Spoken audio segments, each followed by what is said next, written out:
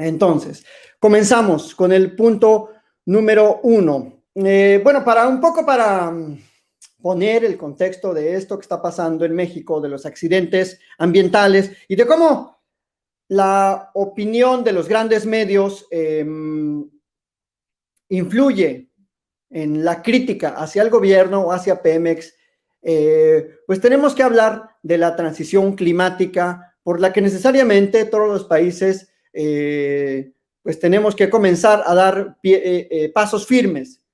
Sin embargo, en este sistema de vida que tenemos, en el que todos somos responsables de alguna manera de la contaminación ambiental, urbana y también de la apatía a veces de los gobiernos, pues tenemos que tener en cuenta cómo influyen también las empresas, cómo influyen los gobiernos y cómo se le da ese trato en la opinión pública, digamos. El accidente de Pemex no es más que un accidente de los que se han venido produciendo, de los derrames, de los problemas que ha creado esta falta de supervisión por parte del Estado en las empresas, en las grandes empresas, sean nacionales o sean privadas, petroleras.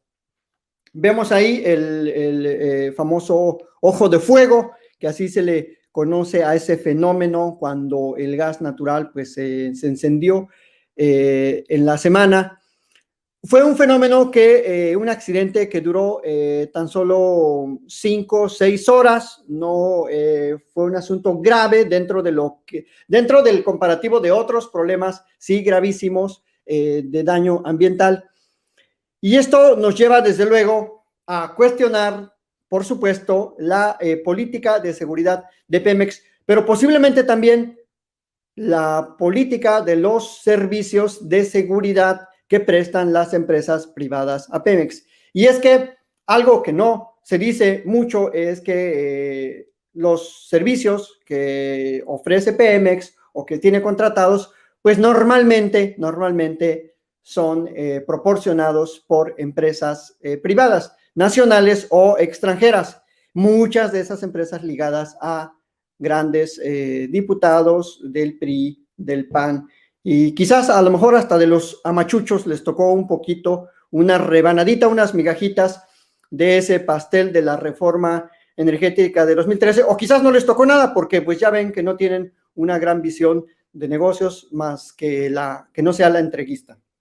Bueno, este problema del accidente que sucedió pues, en las costas nuevamente del Golfo de México nos lleva a cuestionar la transparencia también con la que tendría que estar actuando Pemex, con la que tendría que estar informando a la sociedad sobre todos los tipos de contratos que vienen posiblemente de la era de la reforma energética de Peña Nieto. Es decir, entre 2015 y 2018 se dieron contratos no solo para explotación, no solo para producción, también para transporte y también para proporcionar servicios en las plataformas que tiene Pemex. Así que yo creo que ese sería un punto importante para que en la agenda comunicativa de Pemex pues se nos informe a la sociedad qué está pasando con esos contratos y pueda haber acciones contundentes para, en su caso, si no se están prestando los servicios de seguridad adecuados de las plataformas que están en alta mar, pues sean rescindidos, por supuesto.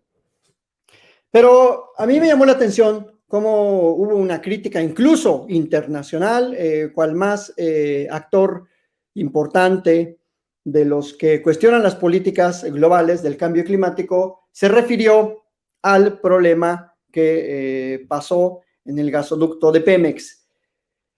Y eso me llevó a plantearme, bueno, ¿qué pasó, por ejemplo, con este problema y qué tan grande fue en comparación con el derrame provocado por British Petroleum el 20 de abril de 2010, en plena época calderonista?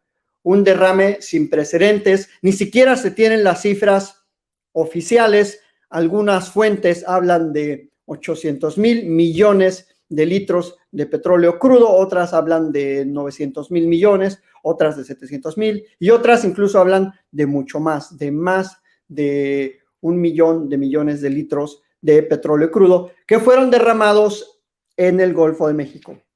Le pediría a la producción a ver si tiene las imágenes de qué tema estoy hablando, porque es un asunto olvidado por los grandes medios de comunicación, es un asunto del que no se le dio importancia, salvo las personas que avistan pues, la costa del Golfo de México, de la gente de Tamaulipas, la gente de Veracruz incluso, llegó a aparecer esta terrible contaminación de petróleo crudo.